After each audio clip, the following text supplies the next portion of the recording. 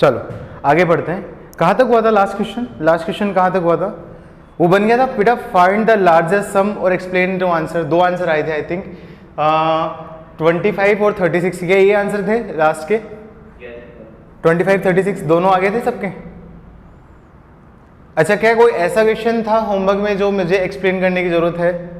क्या कोई ऐसा क्वेश्चन था जो तुमसे नहीं बना हो, या फिर तुम्हें ऐसा लग रहा है कि एक्सप्लेन करने की जरूरत है, तो हम डिस्कस कर सकते हैं? नहीं है तो फिर हम आगे बढ़ेंगे।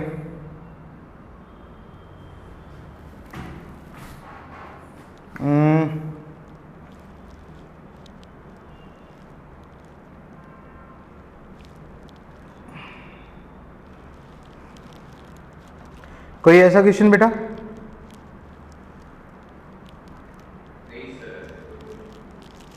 ठीक है, नेक्स्ट क्वेश्चन करो।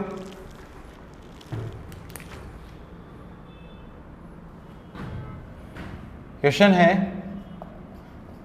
If S2n is equals to 3 into Sn then S3n upon Sn is equals to, जल्दी से निकालो। S2n मतलब sum of first 2n terms is equals to 3 time of sum of first n terms है। Then S3n sum of first 3 terms upon sum of first n terms, उनका ratio निकालना आपको। Sir AP है ना? हाँ AP चल रही तो AP के बारे में ही बात होगी ना। AP चल रही तो AP के बारे में बात करेंगे।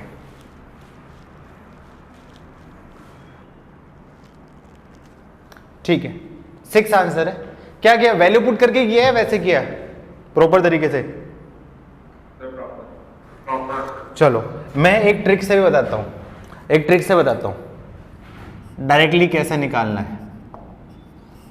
S2n मतलब S2n का n की वैल्यू मैं रख देता हूँ 1, तो S2 की वैल्यू क्या जाएगी 3 इंटू S1। तो S2 की वैल्यू 3 इंटू S1 मतलब S1 मैंने बोल दी first term 1, S2 sum of first 2 term, इसका क्या है आपका 3, मतलब S2 की वैल्यू क्या जाएगी T1 प्लस T2 की वैल्यू क्या जाएगी 3, मतलब T2, ये T1 होगी ये T2 होगी, डेफिनेटली क्या जाएगी आपकी 2। AP है तो थर्ड टर्म डेफिनेटली T3 की वैल्यू क्या जाएगी, डेफिनेटली ये रहेगी। तो क्या निकालना है? n की वैल्यू 1 पे S3 अपॉन S1 का रेशियो। S3 का मतलब पहले 3 टर्म्स का मतलब 1 plus 2 plus 6 upon 1, 1 plus 2 plus 3 upon 1 मतलब 6 अपॉन 1, आंसर 6। किसी ने सोचा था ऐसा बेटा डायरेक्टली वैल्यू पुटिंग से? नहीं सोचा तो कोई बात नहीं, प्रॉपर मेथड भी है, प्रॉपर भी हम कर सकते हैं। प्रॉपर क्या करूँगा? S2n is equals to 3 into Sn, मतलब S2n का मतलब होगा क्या होगा आपका 2n upon 2a plus 2n minus 1 into d is equals to n by 2 into 2a plus n minus 1 into d. तो क्लियरली देखूंगा आपका n बाई 2 से n बाई 2 कैंसिल, तो क्या जाएगा आपका 4a, अच्छा इंटू 3 भी रह गया ना, ओके। तो क्या जाएगा आपका 4a plus 4nd minus 2d is equals to क्या जाएगा 6a प्लस ये क्या जाएगा 3nd माइनस 3d। तो उससे मैं क्या करूँ, a की टर्म्स एक साथ ले लो और d की टर्म्स एक साथ ले लो, तो a और d में एक रिलेशन निकल जाएगा, इससे एक a और d में एक रिलेशन निकल जाएगा। तो मैं क्या कर देता हूँ, a की टर्म्स को एक साथ ले लेता हूँ, d की टर्म्स को एक साथ ले लेता हूँ। तो क्या आ जाएगा 4 माइनस 2 मतलब ये क्या जाएगा आपका 2a इज इक्वल्स टू इसको इधर भेज दिया तो 4nd माइनस 3nd मतलब nd और माइनस 3d प्लस d मतलब प्लस d। तो बोल सकता हूँ आपका क्या जाएगा, ये आपका क्या होगा n प्लस 1 इंटू डी। तो यहाँ से मैं बोलूँ आपका a की वैल्यू क्या जाएगी, ये बन जाएगी आपकी n plus 1 into D by 2, ये वैल्यू a की वैल्यू आ जाएगी। और यहाँ पे रखूँगा S3n अपॉन Sn, मतलब इसकी वैल्यू क्या आपका 3n upon 2 upon n by 2, ये क्या जाएगा 2a plus 3n minus 1 into D upon ये क्या जाएगा 2a plus n minus 1 into D. ये पूरे एक्सप्रेशन से ये पूरा एक्सप्रेशन कैंसिल, तो ये क्या जाएगा 3/2, 3 बच गया, ये तो बाहर आपका क्या 3 बच गया। a की वैल्यू रख दो, ए की वैल्यू रख दो डी की टर्म्स में और उससे आपका क्या है रेशियो आ जाएगा। कर लोगे आगे, एन की टर्म्स में हो जाएगा, कैंसिल हो जाएगा, आंसर आ जाएगा। कर लोगे ना आगे, ठीक है। हाँ बेटा, सर आप एक और बार ट्रिक समझा सकते हो? ट्रिक ट्रिक क्या दे रखा है उसने, क्या बोला है S2n is equal to 3 time of Sn। मतलब n की वैल्यू मैंने मान ली कुछ भी, मेरे हिसाब से n की वैल्यू 1 मान ली, n की वैल्यू 2 भी मान सकता हूँ मेरे हिसाब से, कोई भी चीज मान ली, मैंने n की वैल्यू 1 मान ली तो S1 बन जाएगा आपका, मैंने कुछ भी मान लिया, लेट्स एज्यूम करो n इज इक्वल टू 1 और a1 की पहली टर्म मैंने मान ली 1, तो S1 की वैल्यू क्या जाएगी 1 हो जाएगी। S2 sum of first two term मतलब T1 प्लस T2, ये A1 में बोलूँ या T1 बोल दो एक ही बात है, T1 प्लस T2 उसकी वैल्यू क्या आपका 3 टाइम्स है, मतलब इसकी वैल्यू क्या जाएगी 3। T1 की वैल्यू आपकी क्या है 1 दे रखी है, तो T2 की डेफिनेटली वैल्यू बोल सकता हूँ आपका 2 हो जाएगी। अब AP है तो AP है, कॉमन डिफरेंस की वैल्यू क्या जाएगी 1, मतलब AP क्या जाएगी, टर्म्स क्या होगी 1 2 3 इस टाइप की, चलो कोई भी चीज़ निकलते S4 अपॉन S1 निकाल देते तो S4 क्या आपका 4, 10/10 10/1 हो जाता है, S4/S1 आ गए 4 आ जाता है, 10 आंसर हो जाता है। कर लोगे इस टाइप के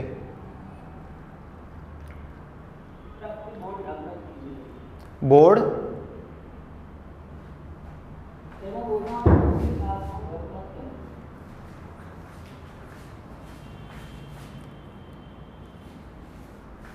चलो नेक्स्ट एक क्वेश्चन लिखो। 10th क्लास में इस टाइप के क्वेश्चन किए तो 10th क्लास में इस टाइप के क्वेश्चन किए होंगे। Find sum of all numbers, find total number of 3 digit number, find total number of 3 digit numbers, find total number of 3 digit numbers which are divisible by 7, find total number of 3 digit numbers which are divisible by 7। कर लोगे इस type के question थे ना 10th class में। Find total number of 3 digit numbers which are divisible by 7 थे ना बेटा इस टाइप के क्वेश्चन 10th क्लास में। कैसे करते थे याद है ना, 3 डिजिट नंबर मतलब 100 से ऊपर के, 100 से ऊपर का 7 से डिविजिबल कौन सा नंबर बनेगा पहले 102, क्या 102 ही बन रहा है 105 7 से डिविजिबल मतलब 112 एंड लोग लास्ट नंबर आप निकाल लेना, उसके हिसाब से टोटल नंबर निकल जाएंगे। कर लोगे ना इस टाइप के क्वेश्चन से। चलो नेक्स्ट क्वेश्चन लिखो, नेक्स्ट क्वेश्चन लिखो।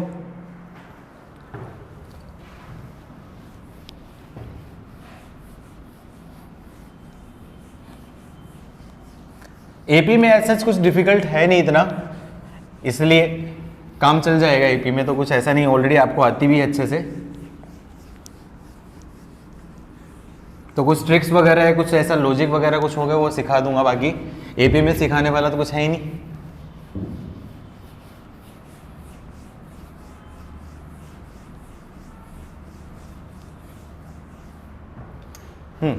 क्वेश्चन लिखो।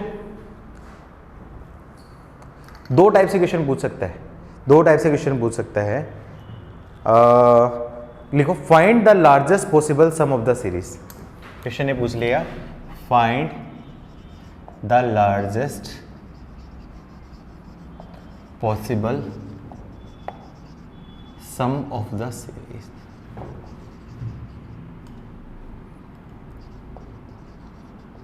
सीरीज दे दी आपको 20, मिक्स फ्रैक्शन में सेकंड नंबर आपको दे दिया है 25, 22 3/2/3। नेक्स्ट आपका क्या जाएगा आपका 21/2, 81/4 and so on. Find the largest possible sum of the series.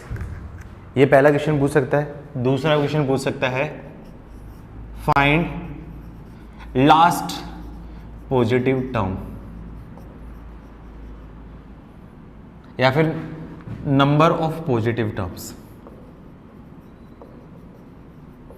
ये भी पूछ सकता है।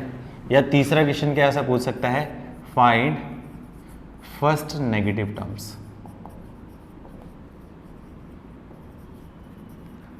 तीनों सेम कंसेप्ट से निकलेंगे, तीनों सेम कंसेप्ट से निकलेंगे। Find last positive term of series, find first negative term of series और लार्जेस्ट सम, तीनों ऑलमोस्ट सेम कंसेप्ट से निकलेंगे। कोई बताना चाहेगा कैसे निकलेंगे? कोई बताना चाहेगा कैसे निकलेंगे? Tn को less than equal to 0 put करके फिर n की वैल्यू निकालेंगे। ठीक है, देखो पहला कंसेप्ट क्या है, last possible sum of the series कब तक आएगा। देखो यहाँ पे ये आपकी क्या डिक्रीजिंग एपी है, डिक्रीजिंग एपी मतलब डी लेस देन 0 है, मतलब एपी कंटिन्यूसली कम होती जा रही है। लार्जेस्ट पॉसिबल कब होगा, जब पॉजिटिव टर्म्स आपकी क्या होंगी, ऐड होंगी। लेकिन जैसे ही कोई नेगेटिव टर्म ऐड होगी, तो नेगेटिव टर्म ऐड होगी मतलब वो सम में से आपका क्या वैल्यू कम करने लगेगी, उसके बाद नेगेटिव टर्म ऐड होती जाएगी और सम और छोटा छोटा होता जाएगा। तो largest possible sum of the series कब ऑब्टेन होगा, जब सिर्फ और सिर्फ पॉजिटिव टर्म आपकी ऐड होंगी। तो ऐसे केस में आप क्या किया करो, लास्ट पॉजिटिव टर्म निकाल लिया करो। Last positive term of the series कौन सी है, पहले वो निकाल लो।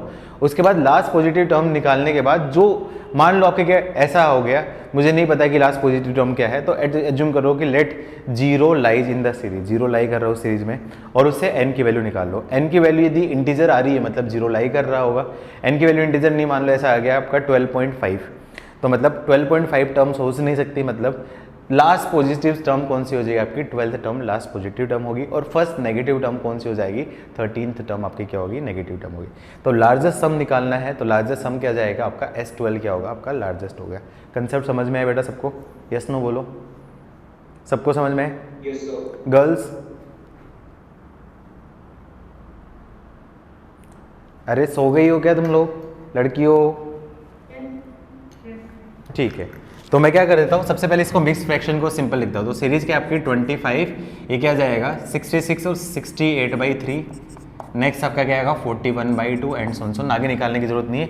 ए की वैल्यू क्या आपकी 25, डी की वैल्यू 65/3 -75 मतलब -10/3 -25 सॉरी -10/3 मतलब 68 है, ओके अरे ठीक है, तो -7/3, तो मतलब ये डिक्रीजिंग एपी है, डिक्रीजिंग एपी है तो कंटिन्यूसली होगा। तो लार्जेस्ट पॉसिबल सम कब होगा, लार्जेस्ट पॉसिबल सम कब होगा, when only positive terms are added.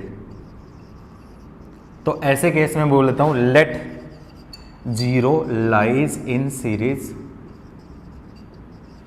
And is nth term. तो Tn का फॉर्मूला क्या जाएगा, 0 = a plus n - 1 into d. तो इससे बोल सकता हूँ Tn का मतलब 0 = a की वैल्यू क्या आपकी 25 प्लस n - 1 इंटू डी की वैल्यू -7/3। तो इससे सोल्व करूँगा तो कितनी आ जाएगी आपकी, n - 1 इंटू 7/3 की वैल्यू क्या जाएगी 25, तो n - 1 की वैल्यू क्या जाएगी 75/7। 75/7 कितना होता है आपका, ये क्या हो जाएगा आपका 10.8 के अप्रोक्सीमेट। तो n की वैल्यू क्या जाएगी 11.8, which does not belongs to the natural number. तो इसका मतलब 10.8 होगी नहीं, तो मैं क्या बोल सकता हूँ, लास्ट पॉजिटिव टर्म क्या हो जाएगी, वो क्या हो जाएगी 10th टर्म, सॉरी 10th नहीं 11th टर्म। क्लियर हो बेटा सबको यहाँ तक, लास्ट पॉजिटिव टर्म 11 12th होगा, तो इसका मतलब S11 जो होगा वो आपका क्या होगा, आपका मैक्सिमम वैल्यू होगी। आगे आप खुद से सोल्व कर लोगे, आगे सोल्व कर लोगे बेटा, क्या आंसर है बता दो। सर एक डाउट है सर। हाँ बोलो। सर इसमें 68/3 -25 ये आ रहा है -7/3, तो सर 41/2 -68/3 सर वो अलग ही आ रहा है, अलग आ रहा है क्या, 13/6 आ रहा है। एक मिनट, तो फिर यहाँ पे कुछ मिस्टेक होगी एपी नहीं हो तो कुछ देखो 21 तो नहीं हो गई, मतलब आप यहाँ पे आप देख लेना, मतलब एपी ही होगी, कुछ ऐसा यहाँ पे मैंने गलत लिख लिया होगा, यहाँ पे सीरीज देख लो। इसके बाद इसमें से आप निकाल के देख लो ना, 68/3 में से मैं माइनस कर देता हूँ, मतलब आपका माइनस कर दिया 7/3, तो कितना हो जाएगा 68 7 कितना हो जाएगा आपका, ये हो जाएगा 61/3, तो क्या जाएगा 27/3। ठीक है, वो मिस्टेक होगी गलत लिख लिया होगा मैंने क्वेश्चन। ठीक है बेटा,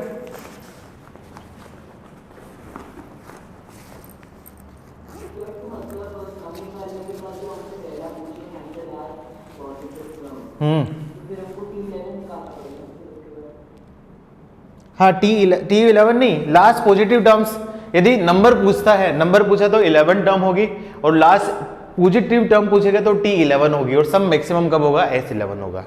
क्लियर है?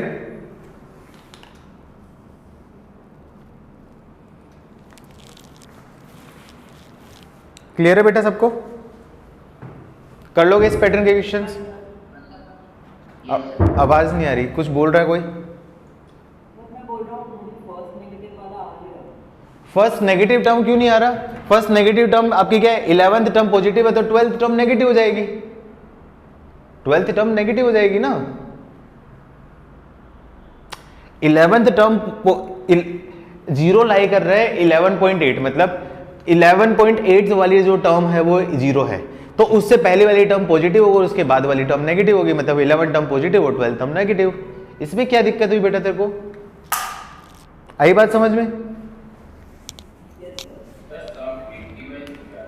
हाँ जो भी है निकाल लेना, उसमें मेरा इंटरेस्ट नहीं है, सब में इंटरेस्ट नहीं है, वो तो क्वेश्चन तुम कर ही लोगे, कैलकुलेशन तो तुम अच्छी करते ही हो, बस मेरा एम तो कंसेप्ट सिखाने का। डन, आगे पढ़ते हैं प्रॉपर्टीज वगैरह पे, जल्दी से डन बोलो। नेक्स्ट टॉपिक लिखो प्रॉपर्टीज ऑफ एपी, ये इंपॉर्टेंट है। एपी में ऐसे तो कुछ डिफिकल्ट है ही नहीं, कुछ सारी चीज वैसे भी तुम लोगों को याद ही है, बस रिवीजन ही कर रहे हैं हम लोग एपी में। तो अच्छा, एग्जाम्पल की हेल्प से समझा के बताऊं या फिर डायरेक्टली प्रॉपर्टी बता दूं?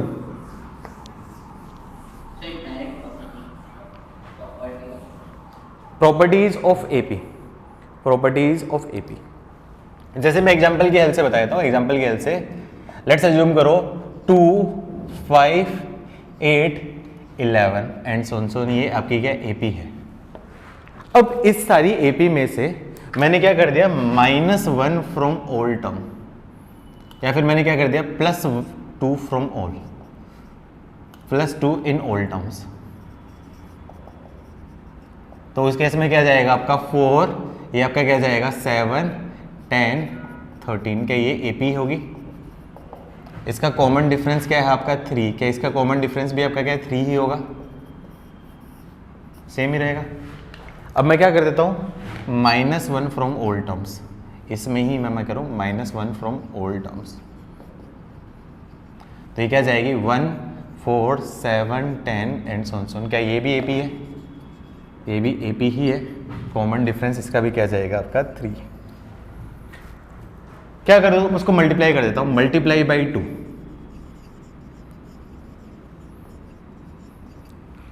तो मल्टीप्लाई बाई 2 करूंगा तो उसकी टर्म क्या जाएगी आपकी 4, 10, 16, 22, क्या ये एपी है, एपी है। अब इसका कॉमन डिफरेंस देखूंगा 6, 6, 6, मतलब यहाँ पे कॉमन डिफरेंस क्या जाएगा 2 × 3, और मैं क्या करूँ डिवाइड बाई 2, तो क्या करूँगा आपका 1, 5/2, 4, 11/2 एंड सो, क्या ये एपी है, एपी है। डिफरेंस आपका क्या है ये कितना हो जाएगा आपका 3/2, 3/2, 3/2, तो कॉमन डिफरेंस क्या जाएगा 3/2 हो जाएगा। तो इससे मैं क्या कंक्लूड कर सकता हूँ, इससे मैं ये कंक्लूड कर सकता हूँ कि यदि कोई भी एपी है उसकी सारी टर्म्स में कोई फाइनाइट नंबर ऐड करूँ या सब्सट्रैक्ट करूँ तो रिजल्टेंट सीक्वेंस क्या रहती है, एपी रहती है, जिसका कॉमन डिफरेंस भी आपका क्या है सेम रहता है। पहला रिजल्ट ये हो जाएगा। दूसरा रिजल्ट क्या होगा, यदि कोई फाइनाइट एपी है उसमें सारी टर्म्स को मैं किसी नंबर से, मैं फाइनाइट पॉजिटिव नंबर हो या नेगेटिव नंबर हो, नॉन जीरो नंबर से मैं क्या करूँ मल्टीप्लाई करूँ या डिवाइड करूँ तो रिजल्टेंट सीक्वेंस भी आपकी क्या होगी एपी रहेगी। लेकिन इस केस में कॉमन डिफरेंस भी होगा, वो भी आपका क्या होगा मल्टीप्लाई हो जाएगा और डिवाइड हो जाएगा दोनों नंबर से। ठीक है, तो क्या लिख लोगे या फिर मैथमेटिकली मैं पूरा एक्सप्लेन करके लिखूँ आपको, खुद से लिखोगे या मैं एक्सप्लेन करके लिखूँ? ठीक है, लिखना चाहो तो लिख लो, फटाफट लिख लो, फटाफट से लिख लो, अपने वर्ड्स में लिख लो, मैं भी बता देता हूँ। इफ ऑल टर्म्स और AAP, if all terms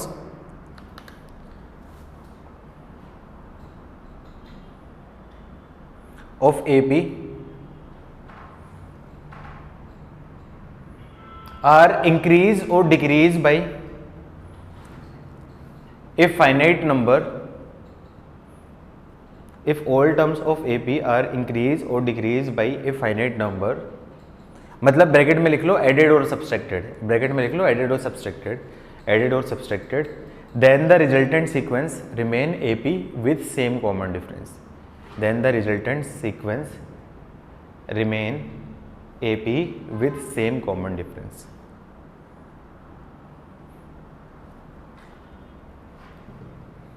If we add or subtract a finite number in all terms of AP, then resultant sequence remains an AP with same common difference.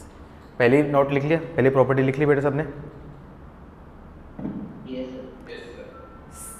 Second property, if all terms of AP are multiplied or divided by a finite number, if all terms of AP are multiplied or divided by a finite number, if all terms of AP are multiplied or divided by a finite number, then the resultant sequence will also an AP. If all terms of AP are multiplied or divided by a finite number, finite non-zero number, finite non-zero number, if all terms of AP are multiplied or divided by a finite non-zero number, then the resultant sequence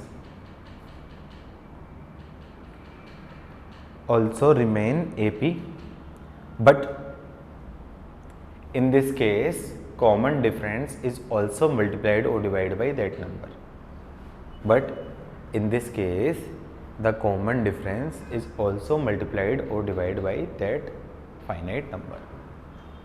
But in this case the common difference is also multiplied by or divided by that finite number.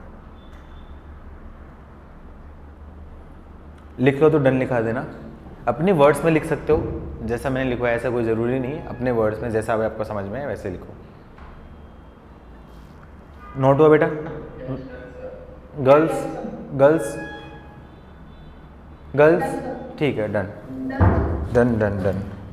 Third क्या होती है, इसका जो common difference of AP है वो क्या हो सकता है? पॉजिटिव भी हो सकता है, नेगेटिव भी हो सकता है। क्या जीरो हो सकता है? क्या कॉमन डिफरेंस क्या जीरो हो सकता है? क्या कॉमन डिफरेंस क्या जीरो हो सकता है? हो सकता है, हो सकता है। तो क्या बोलो, common difference of AP can be positive और नेगेटिव और जीरो। यदि कॉमन डिफरेंस आपका क्या है? पॉजिटिव है, तो उस टाइप की जो सीरीज को बोलूंगा इंक्रीजिंग एपी। कॉमन डिफरेंस आपका क्या है? नेगेटिव है, उसको क्या बोलूंगा? Decreasing AP. और कॉमन डिफरेंस आपका क्या है? जीरो है, तो इस टाइप की AP two two two two two two, ये भी आपकी क्या होगी? एपी होगी। अच्छा, एक चीज़ ध्यान रखना, ये जो सीरीज है एपी भी होगी और जीपी भी होगी। जीपी क्यों होगी? क्योंकि कॉमन रेशियो भी सेम होगा। तो इस केस में जो सीरीज होगी वो एपी भी होगी और जीपी भी होगी। उसके अलावा और कोई भी ऐसी सीरीज नहीं होगी जो एपी भी है और जीपी भी है। क्लियर हुआ बेटा? सही से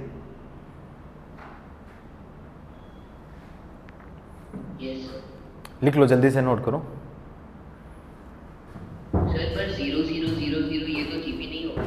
अरे 0 0 0 0 तो कर ही नहीं सकते ना, मतलब जीरो को जीरो में डिवाइड करेंगे तो ये थोड़ी करेंगे।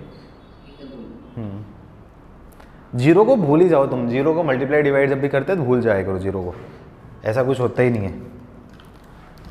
Fourth rule, if 3 numbers A B C are in A P, 3 number A B C A P में है तो क्या रिजल्ट होता है? 2b = a + c। ये रिजल्ट सबको पता ही है, इसमें कुछ बताने वाला है ही नहीं। ये सारी चीज़ें ऑलरेडी आपको आती है, ये सारी चीज़ें ऑलरेडी आती हैं।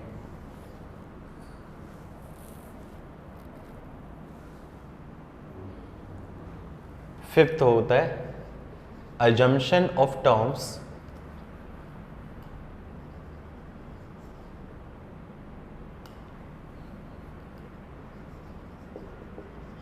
Of terms in AP.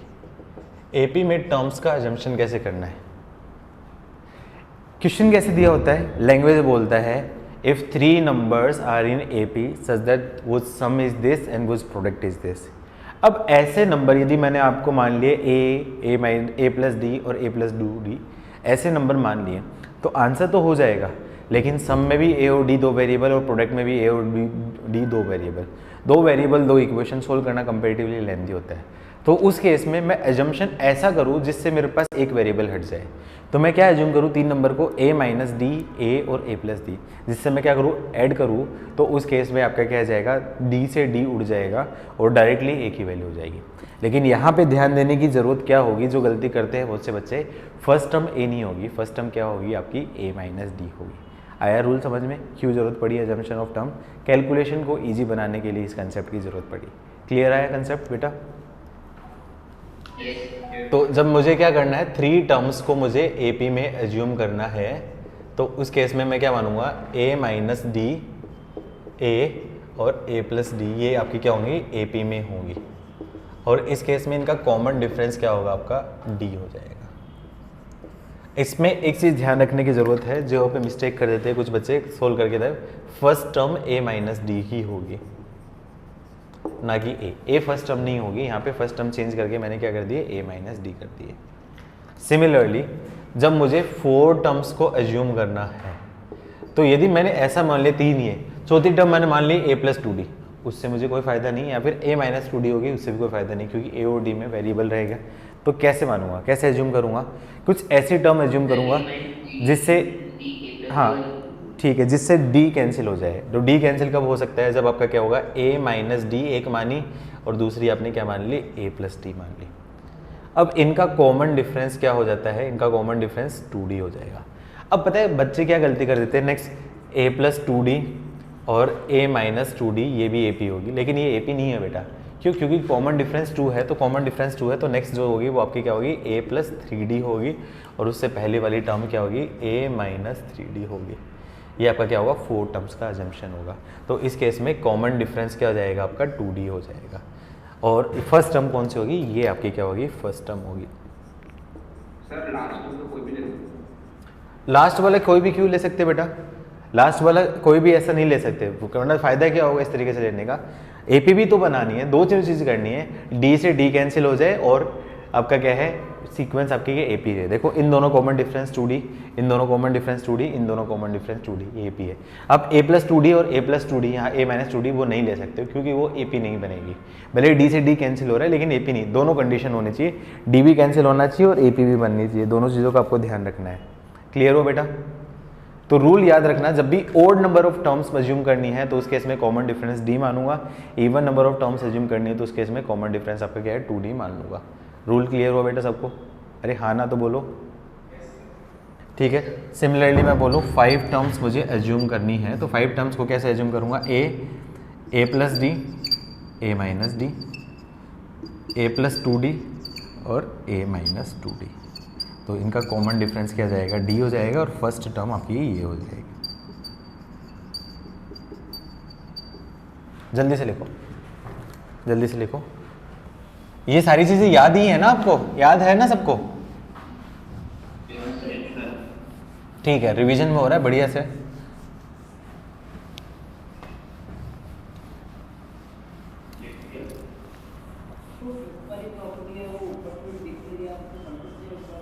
हाँ क्या लिख रहे हैं बेटा, assumption of terms in AP। अच्छा वो कट गया है क्या, assumption of terms in AP। AP में टर्म्स का कैसे एज्यूम करें,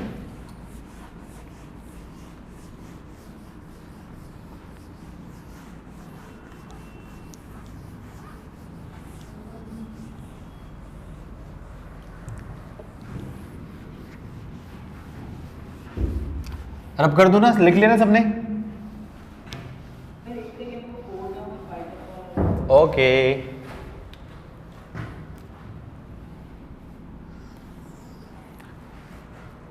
नेक्स्ट एग्जांपल, 1 4 7 10 13 16।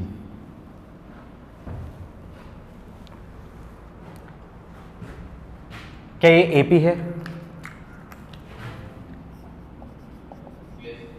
अब इसमें मैं थोड़ा ध्यान दे देखूं, फर्स्ट टर्म और लास्ट टर्म उन दोनों का सम क्या है आपका 17। Second term second last term in दोनों का सम क्या है 17। थर्ड टर्म और थर्ड लास्ट टर्म का सम, इन दोनों का सम भी आपका क्या 70। लेट्स एज्यूम करो ऐसा 1 4 7 10 13, यहाँ पे आपके क्या इवन नंबर ऑफ टर्म्स हुई, इसमें क्या है आपका ओड नंबर ऑफ टर्म्स। तो मैं क्या बोलूँगा, फर्स्ट टर्म और लास्ट टर्म उसका सम आपका क्या हो जाएगा 14, second term second last term का सम 14, और ये बीच की टर्म रहेगी तो 7 इंटू इसका डबल, तो मैं बोलूँ बीच की टर्म इंटू डबल, ये भी क्या हो जाएगा आपका 14। तो इससे क्या कंक्लूड करूँ, कोई भी एपी ऐसी होती है उसमें sum of all terms which were equidistant for beginning and ending, उनका सम क्या होता है आपका सेम होता है। Sum of all terms in AP which are equidistant from beginning and ending, उनका सम क्या होता है, हमेशा क्या होता है, सेम होता है। In case even number term है तो दो दिक्कत नहीं, लेकिन ओड नंबर ऑफ टर्म्स है यदि मिडिल टर्म लाई करती है तो वो आपके क्या होगा, मिडिल टर्म के आपका क्या ट्वाइस हो जाएगा। क्या ये रूल सबको समझ में आया? यस नो बोलो।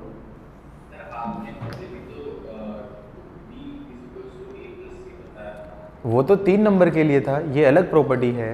ये मैंने क्या बोला, जितनी भी टर्म्स होगी एपी में इक्वी डिस्टेंस फ्रॉम बिगनिंग और एंडिंग, उनका सम सेम होता है। और वो किसके इक्वल होता है, फर्स्ट टर्म और लास्ट टर्म के सम के इक्वल। क्लियर? क्या कन्फ्यूजन है? कन्फ्यूजन क्या था, कन्फ्यूजन क्या था इसमें, इसमें कन्फ्यूजन क्या था बेटा? अच्छा ठीक है, तो मैं इसको जनरल फॉर्म में लिखूँ या एग्जाम्पल की हेल्प से लिखवा दूँ? जनरल फॉर्म की हेल्प से लिखूँ या एग्जाम्पल की हेल्प से? लेट्स मान लो, let's a note A1 A2 या हाँ A नोट A1 लिख लो, A naught A1 A2 A3 and so on AN-2 AN-1 और AN आर इन AP। इसका मतलब मैं बोल सकता हूँ ऑल टर्म्स का sum A0 plus AN is equals to क्या है आपका A1 plus AN-1 is equals to A2 plus AN-2 is equals to twice of middle term if exist। यदि मिडिल टर्म एग्जिस्ट करेगी उसका आपका क्या ट्वाइस हो जाएगा। तो ये स्टेटमेंट लिख लो और इसके हिसाब से एक स्टेटमेंट लिखवा देता हूँ। पहले लिख लो फिर मैं लिखवा देता हूँ। In an AP लिख लो statement, in an AP sum of all terms, in an AP sum of all terms which are equidistant from beginning and ending, in an AP sum of all terms which are equidistant from beginning and ending is same in an AP sum of all terms which are equidistant from beginning and ending is same, and that is always equal to, and that is always equal to sum of first and last term, and that is always equal to sum of first and last term। लिख लिया यहाँ तक? In an AP sum of all terms which are equidistant from beginning and ending, उनका sum क्या होता है, same होता है, और that is always equal to sum of first and last term, and also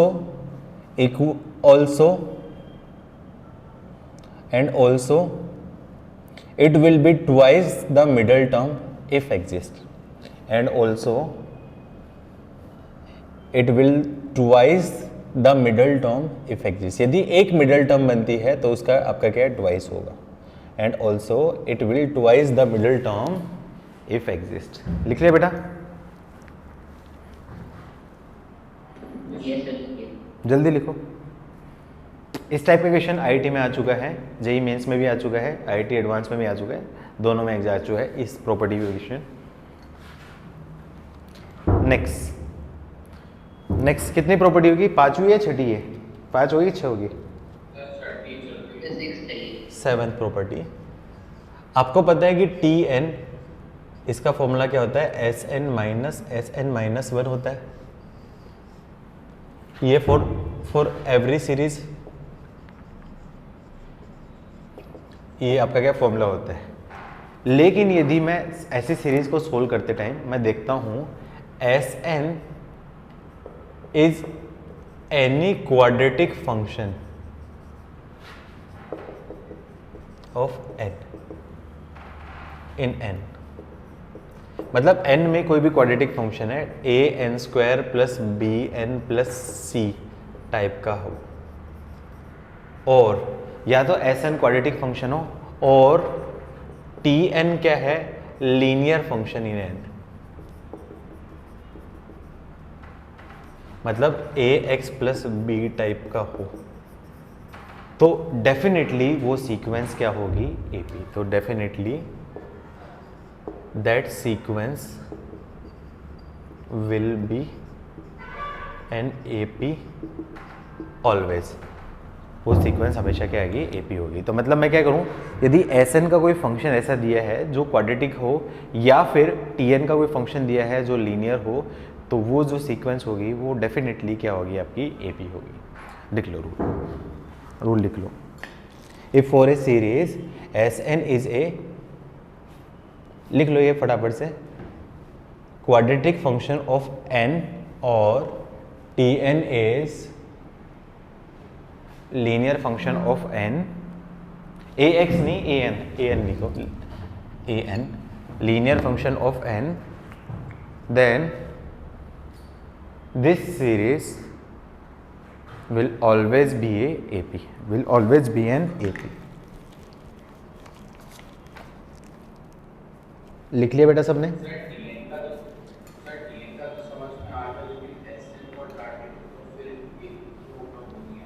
S N quadratic है, S N कोई भी वैल्यू रख के देख लेना, एस एन मान लो कोई भी वैल्यू रखोगे ना, तो उस केस में देखो एस एन क्वाड्रेटिक है, तो एस एन मान ली ये है, तो टी एन की वैल्यू क्या जाएगी, एस एन मतलब a n square minus plus b n plus c minus a n minus one का whole square plus b n minus one plus c, तो क्या जाएगा, a n square plus b n plus c minus a n square minus two a n plus a plus b n minus b plus c. तो clearly देखूंगा n square से n square की term cancel होगी, तो ये linear term बनेगी कि नहीं बनेगी। तो एस एन में एक एन एक्स्ट्रा आता है, तो टी एन लीनियर है, तो एस एन डेफिनेटली आपकी एन स्क्वायर टाइप की होगी। तो टी एन लीनियर है, एस एन क्वाड्रेटिक है, तो वो आपकी क्या होगी, ए पी होगी। हाँ सर एस एन के जो फॉर्मूला है a n square plus b n plus c में, उसमें सर सी हमेशा जीरो होगा। क्यों, ऐसा कोई ज़रूरी थोड़ी सी जीरो होगा, सी ये यहाँ पे तो बन रहा है ना। अरे देखो, तो सर हमेशा एन तो आएगा ही आएगा। अरे ऐसा ज़रूरी नहीं है ना, सी जीरो कुछ भी हो सकता है, सी जीरो हो कुछ भी, ऐसा ज़रूरी नहीं है, कुछ भी हो सकता है। आप कोई भी मान के देख लो, जैसे कोई भी मान के देख लो, 2n square plus 3n plus 5 ये मान लिया एस एन को। अब यहाँ पे n की वैल्यू रखोगे तो s1 होगा, n की वैल्यू 2 रखोगे तो s2 का मतलब t1 प्लस t2, n की वैल्यू 3 रखोगे तो s3 t1 plus t2 plus t3। तो उस केस में t1 t2 t3 निकालोगे, हमेशा आपकी क्या होगी, ए पी आएगी, कोई भी वैल्यू रखो। ये एक रूल है, तो कोई फ़र्क नहीं पड़ता कांस्टेंट हो या नहीं हो, क्वाड्रेटिक फंक्शन है, कुछ भी फ़र्क नहीं पड़ता, हमेशा आपका क्या है, ए पी ही होगा। लिख लो, लिखा बेटा सबने रूल? चलो क्वेश्चंस करते हैं।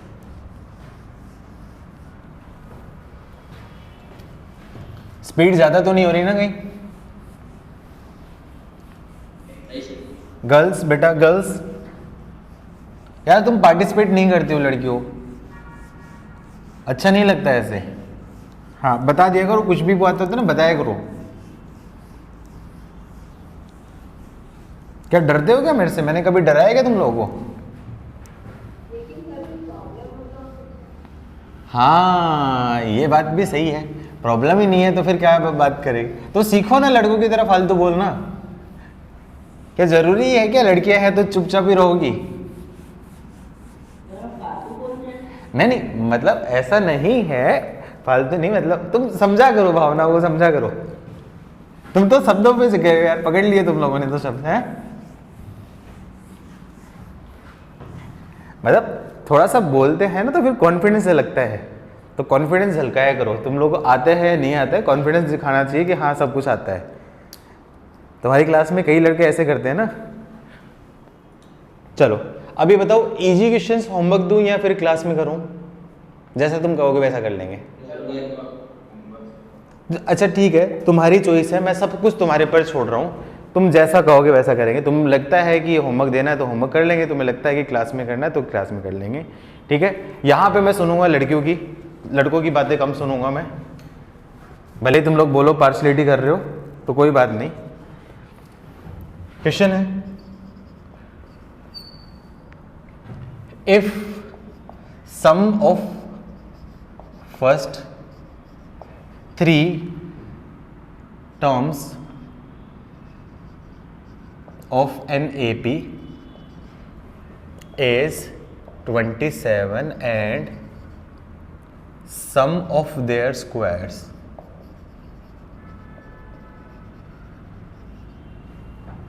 is 293, then the absolute value, absolute value याद है ना किसको बोलते हैं? एब्सोल्यूट वैल्यू पता है ना किसको बोलते हैं? एब्सोल्यूट वैल्यू सबको पता है, मैग्नीट्यूड वैल्यू। मैग्नीट्यूड वैल्यू मतलब मॉडुलस वाली वैल्यू। एब्सोल्यूट वैल्यू मतलब मैग्नीट्यूड वैल्यू या फिर modulus value, absolute value of S15। इसका मतलब इन केस S15 नेगेटिव आया है तो उसकी वैल्यू आपकी क्या है? पॉजिटिव वैल्यू लेनी है। कर लोगे या मैं कराऊं? बेटा कर लोगे या मैं कर रहा हूँ?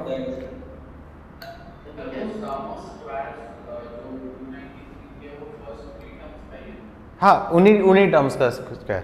गर्ल्स बेटा होमवर्क करोगे या भी करोगे? ठीक है, गुड, हो जाएगा तो फिर बहुत बढ़िया है। फिर भी किसी को हिंट चाहिए तो वो टर्म्स मान लो, a माइनस डी, ए और a प्लस डी, ये टर्म्स मान लो। तो सम निकालूंगा तो d से d कैंसिल, तो a की वैल्यू तो क्लियरली 9 आ जाएगी।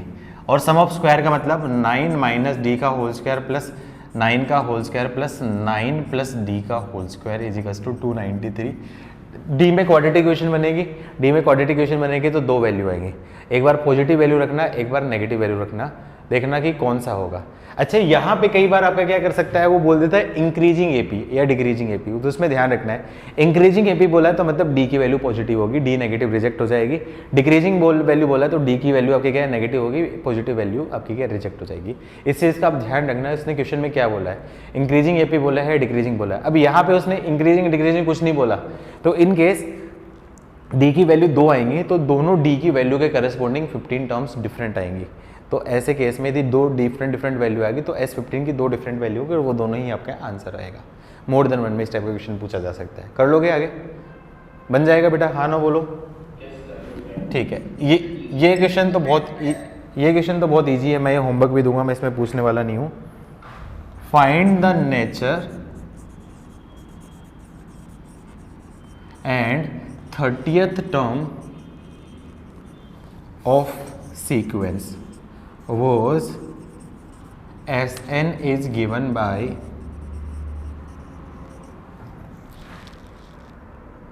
5n square plus 2n। 5n square plus 2n, तो इस टाइप का कोई सीरीज है, उसका Sn दे रखा है, तो आपको क्या 30th टर्म मतलब T30 निकालोगे और उसका नेचर तो मैंने क्या बोल दिया डायरेक्टली, क्वाड्रेटिक है तो इसका नेचर क्या होगा आपका? AP रहेगी। और T30 की वैल्यू क्या जाएगी? S30 minus S29। तो इसमें मुझे लगता नहीं है बताने की ज़रूरत है।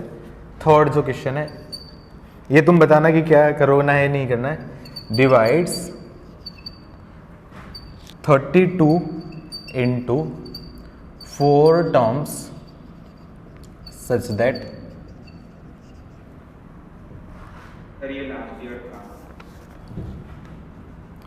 divide 32 into 4 terms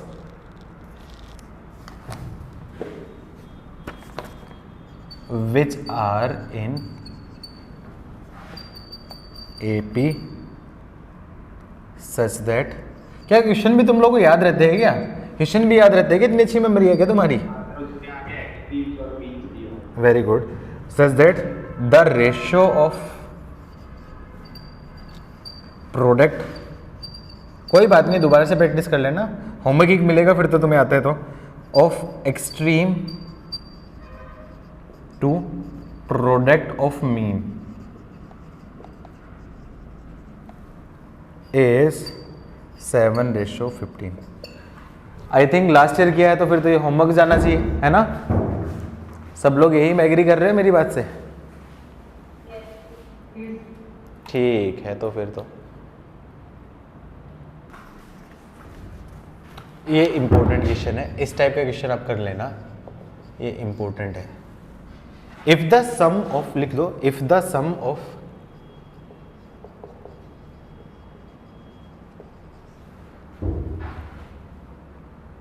nth term of two APs are in ratio 7n+1 ratio 4n+27, then find ratio of their 11th term. इस टाइप का क्वेश्चन लास्ट ईयर भी किया होगा, करो फटाफट से। इस टाइप का क्वेश्चन लास्ट ईयर भी किया होगा, करो फिर से फटाफट से। हाँ, नहीं आ रही क्या? चेक की क्या तुमने वैल्यूज करे? हाँ ये सर नहीं आ रही। ठीक है, एक बार मैं चेक कर लूँगा, बताता हूँ मैं चेक करके, मुझे तो लगता है शायद होना तो चाहिए। एक बार मैं क्रॉस चेक कर लूँगा इस चीज़ को, तुम ऐसा बता रहे हो तो मैं क्रॉस चेक कर लूँगा, ठीक है? ठीक है, लिख लिया बेटा सबने? आंसर बताओ क्या रेशियो है? 6:7। क्या यही आंसर है 6:7? चलो देखते हैं क्या दे रखा है। सन का लेट एज्यूम करो AP1 ऐसे मान ली जिसकी A+D A+2D एंड सोन ये AP1 है, ये AP1 है। AP2 मैंने मान ली जिसकी टर्म्स कैपिटल A+D A+2D इस टाइप की है। तो क्या दे रखा है? Sn first term upon Sn2 second term, इसका रेशियो क्या दे रखा है? 7n+1 upon 4n+27। Sn first, इसका मतलब क्या जाएगा? n/2 into 2a+n-1 into d upon n/2 into 2 capital A+n-1 into capital D। इसकी वैल्यू क्या आपकी? 7n+1 upon 4n+27। क्लियरली देखो आपका क्या है? n/2 से n/2 कैंसिल। आपको क्या निकालना है? आपको निकालना क्या है? ये निकालना T11 first upon T11 second, उसका रेशियो। इसको मैं बोल सकता हूँ A+10D अपॉन A+10D। ये आपको फाइंड करना है। तो ये फाइंड करना है तो कहीं न कहीं इसको इसकी फॉर्म में कन्वर्ट करो। तो ये आपका क्या है? 2a+n-1 into D upon 2 capital A+n-1 into D, उसकी वैल्यू क्या आपकी? 7n+1 upon 4n+27। अब बताओ ये वाली इसकी टर्म्स में कैसे कन्वर्ट होगी? क्लियरली प्रॉब्लम कौन दे रहा है? ये 2। तो क्या करूँ? 2 से डिवाइड कर दूँ।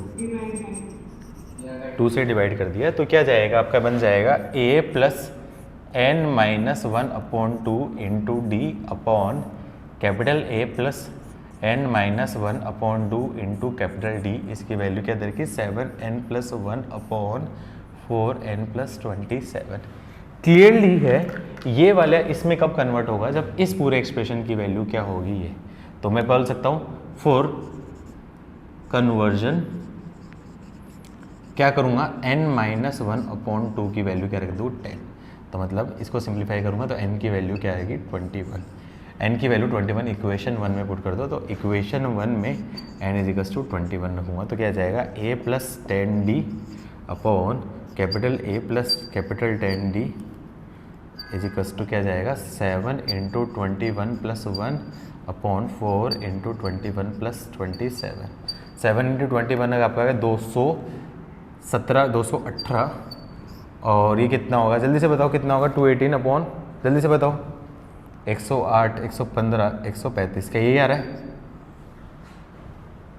क्या ये आ रहा है क्या? 104, 131, यही आ रहा है ना 200?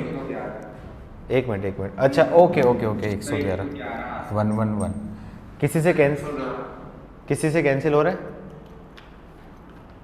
किसी से कैंसिल हो रहा है ये? 30 या 7, 37 से कैंसिल हो रहा है, 37 से कैंसिल हो रहा है, 48, ये हो गया 37 3 जा, और ये हो गया, हाँ हाँ ओके, 148 अपॉन 111, तो ये 37 से कैंसिल हो रहा है, तो 37 इंटू 3, इसको बोल सकता हूँ 37 इंटू 4 अपॉन 37 इंटू 3, कैंसिल कर दूँ तो क्या जाएगा 4/3, ये इस क्वेश्चन का आंसर। कर लोगे बेटा? चलो नेक्स्ट टाइप का क्वेश्चन जल्दी से नोट करो, थोड़ा सा लेंथी क्वेश्चन दे दूं कैलकुलेटिव वाला। Yes sir.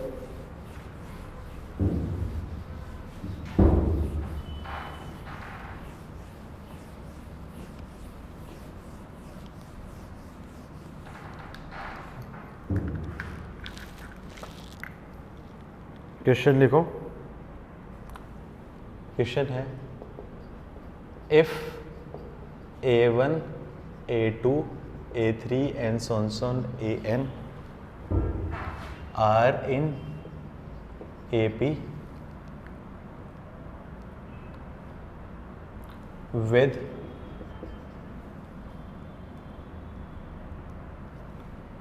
common difference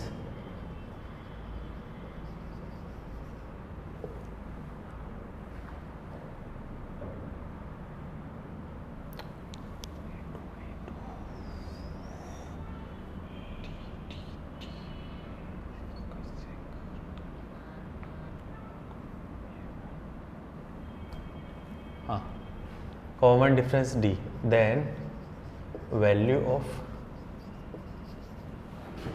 sin D into cosec of A1 into cosec of A2 plus cosec of A2 into cosec of A3 plus cosec of A3 into cosec of A4 and so on cosec of an minus 1 into cosec of an। क्या देखा था इस type का question या फिर पहली बार देख रहे हो? देखा था तो फिर ट्राई करो।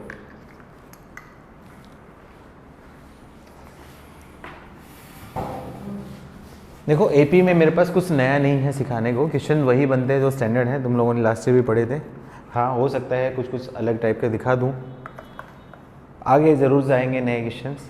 बाकी एपी जीपी में भी बेसिक वही क्वेश्चन बनेंगे, नए तो कुछ बनेगा नहीं। सर डी को A2 माइनस A1 पे ठीक है। डी क्या दे रखा है? कॉमन डिफरेंस है। कॉमन डिफरेंस किसके इक्वल होगा? A2 माइनस A1 के इक्वल भी होगा, A3 माइनस A2 के इक्वल भी होगा, A4 माइनस A3 के इक्वल भी होगा, एंड सोन AN माइनस 1 के इक्वल भी होगा।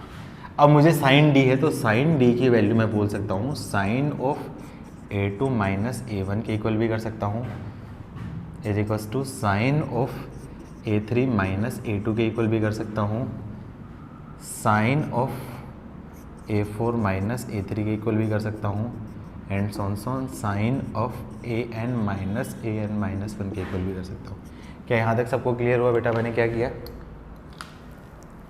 अब मैं क्या करता हूँ इस एक्सप्रेशन में साइन डी को मैं मल्टीप्लाई, हाँ कोई बात नहीं आ गया तो सही है, साइन डी से मल्टीप्लाई कर दिया, इसको कोसेक को बोल सकता हूँ sine of A1 into sine of A2 plus sine d यहाँ से मल्टीप्लाई कर दिया, इसको मैंने बोल दिया sine of A2 into sine of A3 plus sine d से मैंने मल्टीप्लाई कर दिया कोसेक साइन ऑफ A3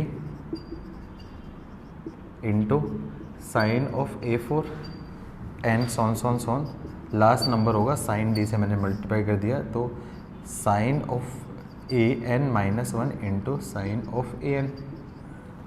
अब उसके बाद क्या कर सकता हूँ मैं, साइन डी को बोल सकता हूँ sine of A2 minus A1 upon sine of A1 into sine of A2। इसको मैं बोल सकता हूँ sine of A3 minus A2 upon same plus sine of A4 minus A3 upon same and so on last में भी कर दूंगा।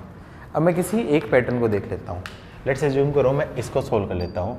Sign of A2 minus A1 upon sine of A1 into sine of A2 और similarly rest उसको इसी type से same type, सारे same type के हो जाएंगे। तो फॉर्मूला खोल दिया साइन A माइनस बी का फॉर्मूला, तो क्या आपका sine of A2 into sine of A1 minus cos of A2 into cos sine of A1 sine A cos B sorry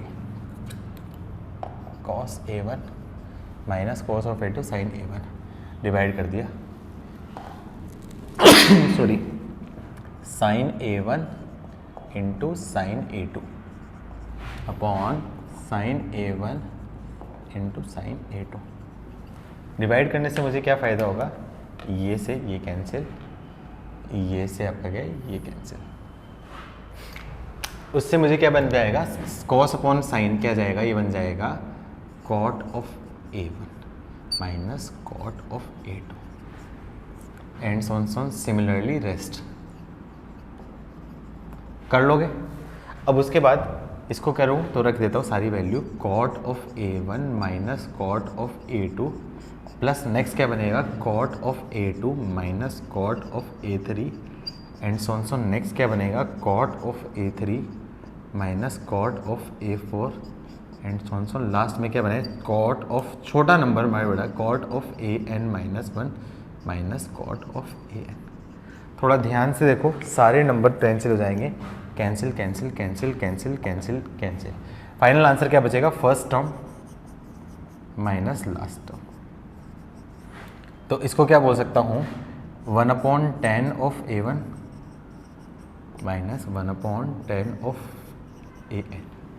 तो सोल्व करूँगा तो क्या जाएगा आपका 10 of AN minus 10 of A1 upon 10 A1 into 10 AN। या तो इस form में आ सकता है। क्या तुम लोगों ने यहीं तक किया है या आगे भी सोल्व किया है? क्या आगे भी सोल्व किया है क्या या यहीं तक? कॉट तक ही सॉल्व किया था नहीं इधर तक ही। हाँ कोड तक यहाँ तक भी कर सकते हो या फिर इसको और भी आगे सिंप्लीफाई कर सकते हो। कैसे AN को मैं क्या बोल सकता हूँ A1 plus ND। In case यदि D की टर्म्स में पूछा है तो D के टर्म्स में भी आप निकाल सकते हो A1 प्लस ND। तो यहाँ से D के टर्म्स में भी निकाल सकते हो। सोल्व करोगे इस फॉर्म में भी यहाँ तक भी आंसर है, अलग अलग फॉर्म में जिस फॉर्म में आपका आंसर होगा उस तरीके से निकाल लोगे। आया समझ में बेटा? कर लोगे इस टाइप के क्वेश्चन सब? A1 plus n minus 1D कौन सा? AN। हाँ n माइनस, हाँ वो तो प्रिंटिंग मिस्टेक है ना, वो तो मैंने बस ऐसे समझा दिया है। जल्दी लिखो। क्या इसी पैटर्न का एक क्वेश्चन और होमवर्क दे दूं? गर्ल्स लिख लिया बेटा। आधी चिंता तो मुझे तुम्हारी क्लास की लड़कियों की होती है, ये बहुत परेशान करती हैं।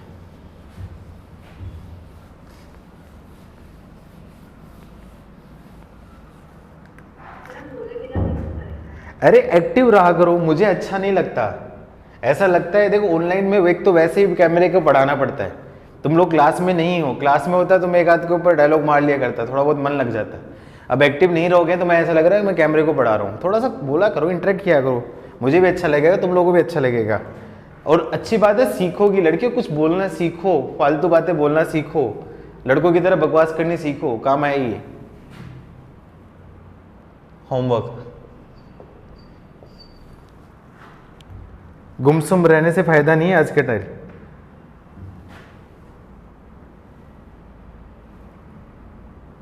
Value of,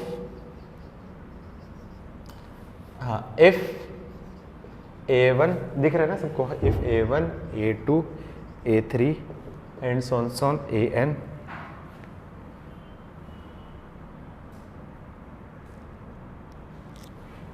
are in AP such that AI is greater than 0, then value of 1 upon under root of A1 plus 1 under root of A2 plus 1 upon under root of A2 plus under root of A3 plus 1 upon under root of A3 plus under root of A4 and so on 1 upon under root of AN minus 1 plus under root of AN। क्या कोई hint दूं या फिर try करोगे? क्या कोई hint? अरे चुप रह, मारूंगा। नालायक गधे, कामचोर। मैंने पूछा था, मैंने बताया नहीं था बोलने को। ये बड़ा बोलता है ये। कर लोगे बेटा ये होमवर्क? मतलब हिंट बता दिया, अब क्या फायदा, अब तो मजा ही खत्म कर दिया क्वेश्चन का। मैं तो सस्पेंस क्रिएट कर रहा था। नेक्स्ट करो। क्वेश्चन है solve the equation x minus 1 upon x plus x minus 2 upon x plus x minus 3 upon x and so on 1 upon x is equal to 3। क्या ये कर लोगे या मैं करके बताऊं? क्या ये बन जाएगा मैं करके बताऊं? बहुत इजी है ना? हिंट चाहिए किसी को? हिंट चाहिए? अरे हिंट चाहिए क्या? हाँ ना तो बोलो कुछ तो। हाँ तो मैं देता भी नहीं, मैं इतना सीधा नहीं हूं कि तुम्हें इजी क्वेश्चन की भी हिंट दूं। वो बस मैं खुश कर देता हूं पूछने के लिए। चलो नेक्स्ट पैटर्न का क्वेश्चन। इफ log of 2 की power x minus 4 and log of 2 की power x plus 3 are in AP, then x is equals to। किया था इस टाइप के क्वेश्चन लास्ट ईयर? चलो करो।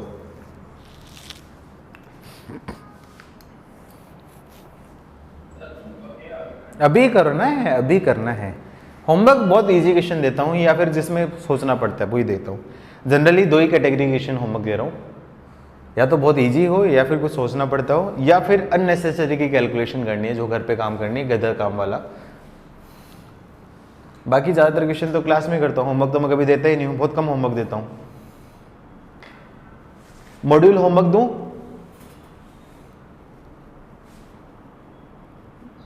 डे 1 ट्राई कर सकते हो, डे 1 आप ट्राई कर सकते हो।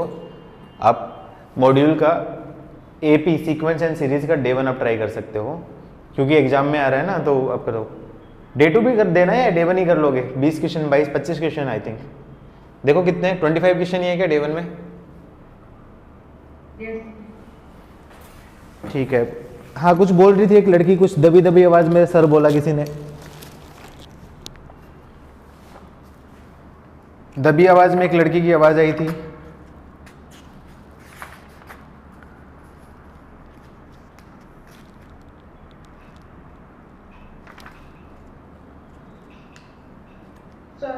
हाँ हाँ बोलो।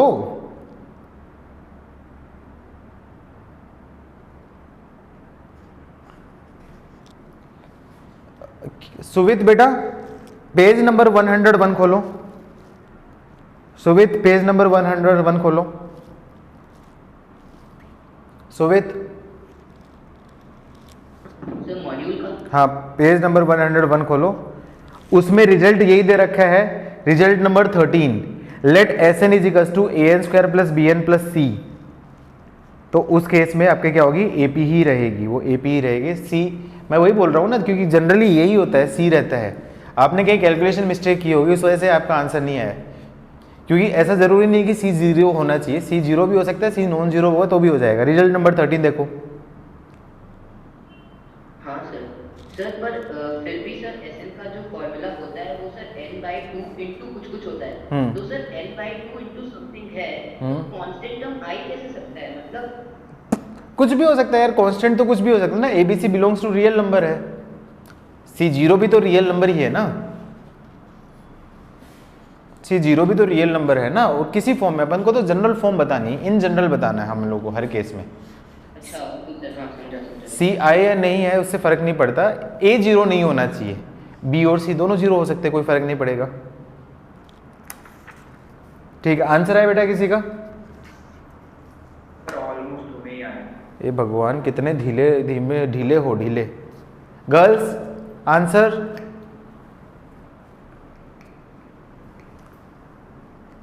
क्या यार लड़कियां, मैं तो कंपटीशन में कर रहा हूं तुम लोगों को आगे रखने के लिए, तुम आंसर ही नहीं निकालती हो।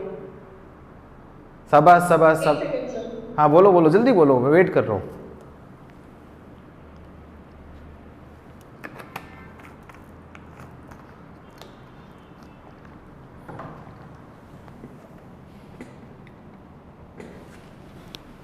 चलो टाइम अप।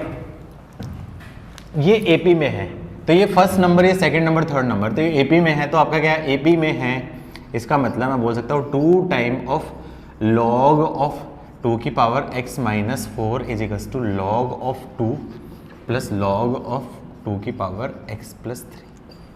तो ये जो पावर है, पावर को मैं इधर ले जाऊँ तो बोल सकता हूँ लॉग ऑफ 2 की power x minus 4 is equals to log of 2 into 2 की पावर x प्लस 3।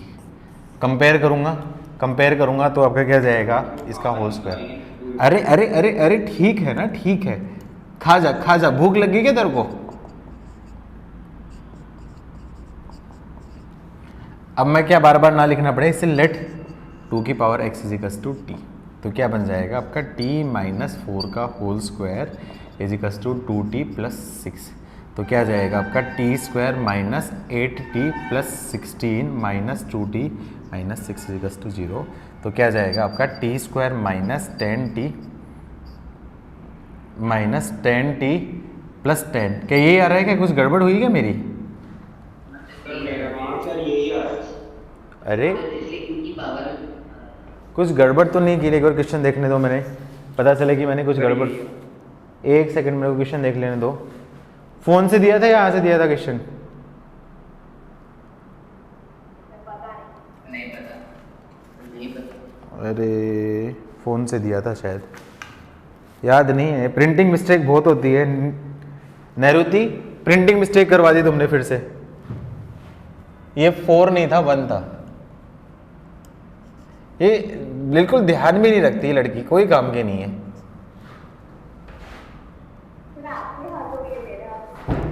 तो तेरे को बताना चाहिए ना कि सर प्रिंटिंग मिस्टेक किया आपने।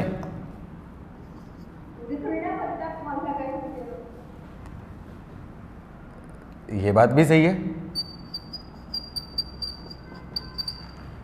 देखो कोई प्रिंटिंग मिस्टेक नहीं है, कहाँ है प्रिंटिंग मिस्टेक? प्रिंटिंग मिस्टेक तो कभी होती नहीं हमसे।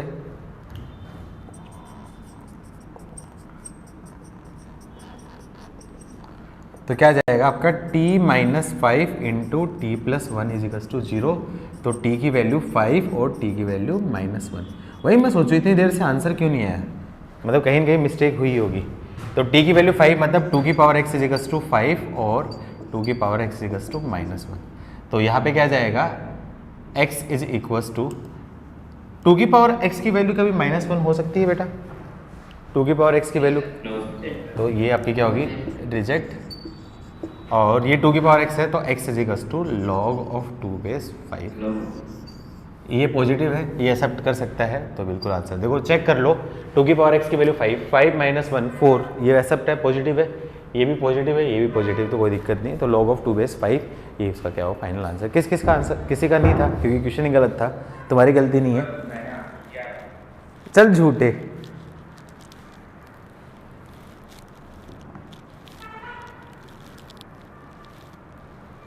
चलो टाइम हो गया क्या? Last question, last question. Find degree of expression 1 plus x into 1 plus x की पावर 6 इंटू 1 प्लस एक्स की पावर 11 इंटू 1 प्लस एक्स की पावर 101। कैसे निकालोगे डिग्री? बताओ जल्दी से बताओ।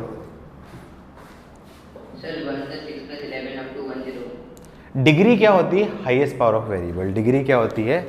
डिग्री होती है हाईएस्ट पावर ऑफ वेरिएबल। और हाईएस्ट पावर ऑफ एक्स कब आएगी? जब ये टर्म मल्टीप्लाई होगी, ये टर्म, ये टर्म, ये टर्म। तो मैं बोलूँगा 4 डिग्री।